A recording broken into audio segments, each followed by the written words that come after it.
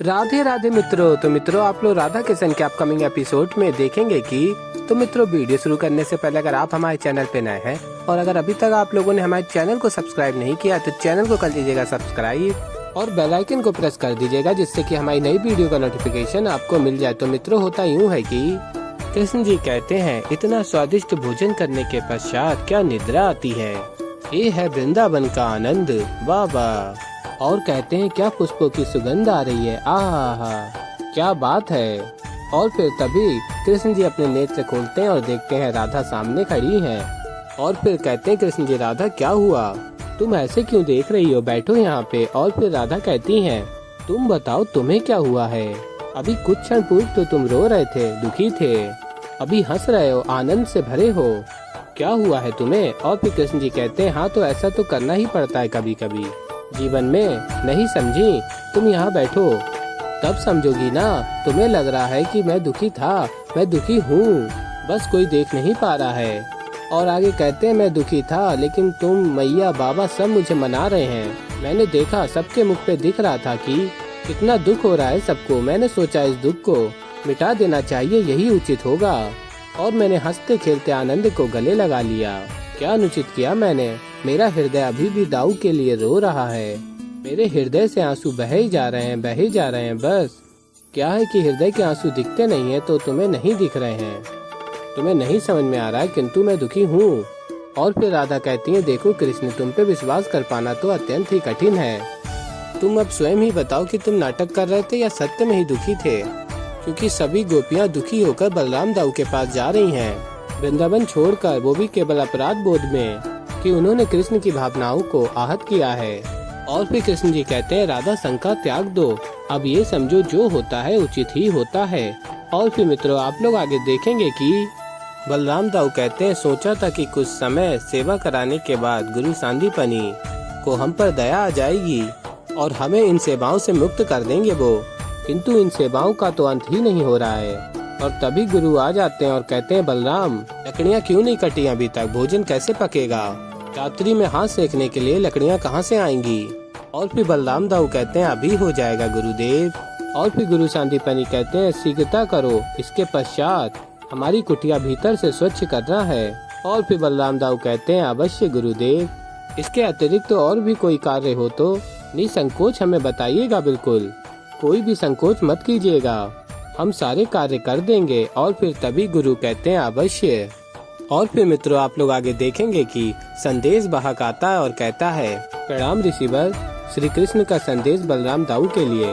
और तभी बलराम दाऊ कहते हैं, कान्हा का संदेश, और भागते हुए जाते हैं और फिर रुक जाते हैं और कहते हैं, कहीं मुझे फंसाने की कान्हा की कोई नई चाल तो नहीं है। और फिर कहते हैं बलराम दाऊ, नहीं चाहिए, ले जाओ इसे वापस। और तभी गुरु सांदीपनी कहते हैं, रुको, और बलराम दाऊ से पूछते, संदेश क्यों लौटा रहे हो। और कहते हैं, कृष्ण का है ना, ले लो। और फिर बलराम दाऊ कहते हैं, जैसी आपकी आज्ञा गुरुदेव। और फिर संदेश वाहक से संदेश ले लेते हैं बलराम दाऊ और कहते हैं, रुको, जा कहाँ रहे हो, संदेश पढ़ो सबके समक्ष।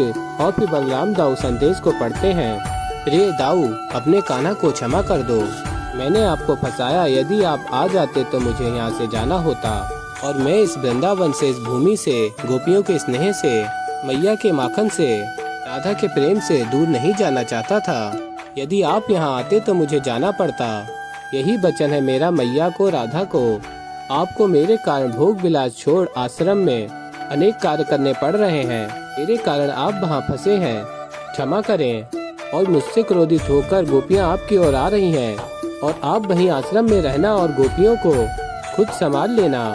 और फिर मित्रों, आप लोग आगे देखेंगे कि राधा कहती है, गोपियों से रुक जाओ सबके सब, और कहती है, तुम सब कहीं मत जाओ, कृष्ण ने हम सबके समक्ष अभिनय किया है और पुनः एक बार चलाया है हम सबको। और फिर गोपी कहती है, पर राधा, कृष्ण सच में कल भावुक हो गया था। और फिर राधा कहती है, हाँ हाँ, और घर पहुँचते ही स्वादिष्ट पकवान के नाम पे सारी भावुकता पवन के हल्के झोंके के साथ बह गई, सारा आनंद तुरंत लौट आया। और फिर गोपियाँ कहती हैं, अच्छा, कृष्ण ने हम सबके साथ छल किया। और फिर राधा कहती है, मुझे तो यही प्रतीत हो रहा है, क्योंकि उसने संदेश में क्या लिखा था कि दाऊ सांदीपनी के आश्रम में है, किंतु ये कैसे संभव है, मुझे तो ये भी असंभव लग रहा है। क्योंकि यदि कृष्ण यहाँ है तो द्वारका की रक्षा कौन कर रहा है, और दाऊ के अतिरिक्त द्वारका की रक्षा तो कोई नहीं कर सकता। कृष्ण ने अवश्य ही दाऊ को द्वारका ही भेजा होगा। द्वारिका असुरक्षित हो और कृष्ण इस प्रकार निश्चिंत हो, ये असंभव है। और फिर तभी गोपी कहती है तो बलराम दाऊ द्वारिका में है। और फिर राधा कहती है मुझे तो ऐसा ही लगता है। और फिर गोपी कहती है मुझे तो मन ही नहीं लग रहा है कृष्ण के पास रहने का। और फिर राधा कहती है अच्छा है, मैं तो कहती हूँ तुम सब द्वारिका चली जाओ। इससे दो लाभ होंगे, एक तो कृष्ण का झूठ पकड़ा जाएगा और दूसरा तुम वहाँ बलराम दाऊ के साथ रहोगी। और फिर मित्रों आप लोग आगे देखेंगे कि बलराम दाऊ कहते हैं गुरुदेव देखा आपने, कान्हा ने हमें सत्य में फंसाया था। इस प्रकार उसने फंसाया कि हम कभी वहाँ जा ही ना सके। और फिर आगे आप लोग देखेंगे गुरु सांदीपनी कहते हैं देखो बलराम कृष्ण कितने महान हैं। और फिर आगे आप लोग देखेंगे बलराम दाऊ कहते हैं गुरु सांदीपनी से, बलराम दाऊ कहते हैं उसने जो हमारे साथ छल किया है क्या उसे कोई दंड भी नहीं मिलेगा। तभी गुरु सांदीपनी कहते हैं नहीं, कदापि नहीं, जो क्षमा याचना करे तो क्षमा मिलनी चाहिए, दंड नहीं।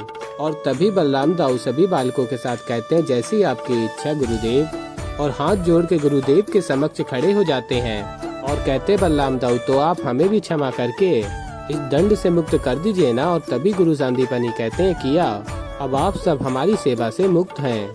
और कहते हैं बलराम हम आप सबकी सेवा से अत्यंत प्रसन्न हैं, तो अगर आप चाहें तो हमारे आश्रम का अतिथ्य स्वीकार करें, और यदि आप लोग जाना चाहें तो जा सकते हैं। और फिर बलराम दाऊ कहते हैं नहीं नहीं गुरुदेव, आपका अतिथ्य स्वीकार कर सकूं, इतनी क्षमता मुझ में नहीं है, हम सब यहाँ से जाना चाहते हैं। और फिर गुरु कहते हैं कल्याण हो। और फिर आगे आप लोग देखेंगे कि समुद्र देव कृष्ण जी के समक्ष जाते हैं और कृष्ण जी कहते हैं आइए समुद्र देव, आपकी ही प्रतीक्षा कर रहा था। और फिर समुद्र देव कहते हैं हे श्री कृष्ण, आपको तो सब ज्ञात है, अब आप ही मेरी सहायता कीजिए। एक भयानक और शक्तिशाली बानर मेरे तट पर आ गया है और द्वारका के लिए मार्ग मांग रहा है, और मेरे मार्ग ना देने पर वो पर्वतों को तोड़कर समुद्र में फेंककर सेतु का निर्माण कर रहा है। और फिर कृष्ण जी कहते हैं मुझे ज्ञात था देवित मुझे ढूंढते हुए एक न एक दिन जरूर आएगा, पर इतनी शीघ्र वो यहाँ पहुँच जाएगा इसकी मैंने कभी कल्पना नहीं की थी। और फिर समुद्र देव कहते हैं वो असीम शक्तिशाली है, वो सेतु का निर्माण कर द्वारका में पहुँच जाएगा। और फिर कृष्ण जी कहते हैं मुझे इस बात की चिंता है कि इस समय वहाँ न मैं हूँ न दाऊ है, द्वारका असुरक्षित है, और वही दूसरी ओर देवित अत्यंत शक्तिशाली है, क्रोधित है, वो विनाश कर सकता है द्वारका में। और फिर समुद्र देव कहते हैं आप मुझे आज्ञा दीजिए, मैं सभी देवताओं के साथ मिलकर इस बानर से युद्ध लड़ूंगा और उसे परास्त करूंगा। और फिर कृष्ण जी कहते हैं नहीं समुद्र देव, किसी भी शत्रु का सामना करने से पूर्व उसके विषय में जानकारी प्राप्त करना आवश्यक है, अन्यथा पराजय का मुख देखना पड़ सकता है। मुझे विश्वास है समुद्र देव कि आप सब मिलकर भी उसे उसके उद्देश्य से विमुख नहीं कर पाएंगे। और फिर समुद्र देव कहते हैं कौन है ये शक्तिशाली बानर, और ऐसा क्यों पुनः बार बार कह रहा है कि मैंने सेतु का निर्माण किया था और पुनः निर्माण करूंगा।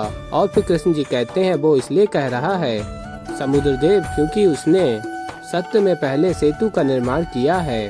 त्रेता युग में जब मैं राम अवतार में था उस समय मुझे लंका पहुंचना था एक विशाल सागर पार करके, तो वो लगभग असंभव था, और वो संभव होता केवल और केवल एक सेतु के माध्यम से। और उस सेतु के निर्माण के लिए आवश्यकता थी शक्तिशाली योद्धाओं की, और तभी मेरे प्रिय हनुमान ने मेरे समक्ष देवित को भेजा। और आगे बताते हैं फिर देवित और उसका भाई महेंद्र, इन दोनों ने मेरी सहायता की। इन्होंने विशाल चट्टानों को तोड़ा, हमारे समक्ष लाए और उसे सागर में फेंक दिया। उनकी सहायता से इस सेतु का निर्माण संपन्न हुआ। और फिर समुद्र देव कहते हैं पर प्रभु आपकी ही द्वारिका का विनाश करने जा रहा है। और फिर कृष्ण जी कहते हैं उसे ज्ञात कहाँ है कि राम ही कृष्ण है और कृष्ण ही राम है, वो इस सत्य से अवगत नहीं है। और फिर कहते हैं हुआ कुछ ऐसा है कि देवित का मित्र नरकासुर था जिसका अंत मुझे करना पड़ा, और उसकी ही प्रतिशोध की अग्नि में देवित जलता हुआ द्वारका की ओर आ रहा है। और फिर समुद्र देव कहते हैं पर प्रभु उसे रोकना तो होगा, यदि वो द्वारका पहुंचा तो विनाश करेगा विनाश। और फिर कृष्ण जी कहते हैं इस समय द्वारका सुरक्षित तो है, किंतु उसका भी हल मैंने निकाल लिया है समुद्र देव, अब अधिक समय तक द्वारका सुरक्षित नहीं रहेगी, आप निश्चिंत रहिए और देवित को मार्ग दे दीजिए। और फिर समुद्रदेव कहते हैं जैसी आज्ञा श्री कृष्ण, और फिर समुद्र देवी को द्वारिका के लिए मार्ग दे देते हैं। तो ऐसे ही मित्रों आगे और भी बहुत कुछ देखेंगे आप लोग। तो अभी के लिए इतना ही, मैं मिलता हूँ जल्दी एक नई वीडियो के साथ। तब तक के लिए राधे राधे।